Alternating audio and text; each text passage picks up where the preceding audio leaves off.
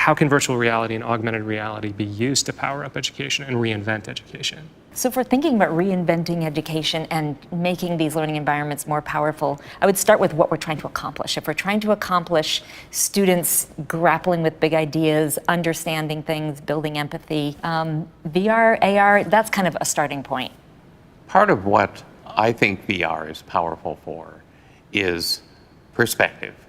A change in perspective can be worth 80 IQ points. It's fundamental to the question of why we have school in the first place, which has been debated over centuries. Is it to sort of make people ready for the workplace? Is it to make people more engaged citizens? I actually think these kinds of technologies can do all of the above. We can provide some sort of legitimate context around things. We're giving people an actual task in some sort of environment that they may be immersed in over a longer period of time, where they know how that world works. It really becomes meaningful to them. And so that assessment is no longer totally decontextualized from something that they actually care about and now is much more embedded in it. These technologies can improve understanding. They can help people see things, experience things, grasp multiple, complex concepts. And I think that's just at the very basic end. Some of these experiences, when you sort of have to walk a mile in somebody else's shoes, can reduce unconscious bias.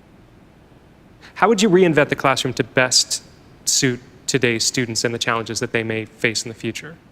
I think the power of VR is that it's a very rich medium, and so you can teach things more than one at a time, whereas in a worksheet, you're teaching things one at a time. We have to reinvent how we think about curriculum.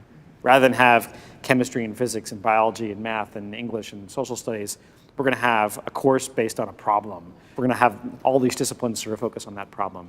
Kids can have the same technologies in their hands as professionals. And that is the reinvention that we want to see. That's what they're going to take away and remember. That's what's going to engage them deeper in content and allow them to learn those skills that will help them survive in the future. In the classroom of the future, if we could get rid of one policy, it would be the high-stakes test. The test that is a one-stop, one day out of the year that doesn't test the full range of skills that we care about. In fact, it falls short of testing much of what we care about. Thinking about continuous assessment and thinking about more comprehensive assessment. So we're not just thinking about a sort of a narrow set of skills that we're able to that are easy to assess. One of my colleagues has said something like, we need to assess the things we value rather than valuing the things we assess. As we think about the future of learning, if you look at a skilled human tutor, that person is watching what the tutee is doing second by second. We're not close to having a technology that's as wise as an individual human tutor, but technologies can do part of that.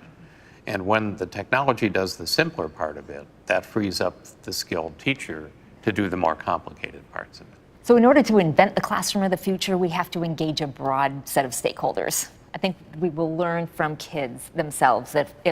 If you ask students what kind of school they want to go to, it's probably the same description as the school we would want to create for them. You need to become really good at learning, not just in academic settings, but really good at learning when your academic life is over, because you're going to be living in a world that's changing around you your entire life, and reinventing yourself as well as reinventing education is going to be really important.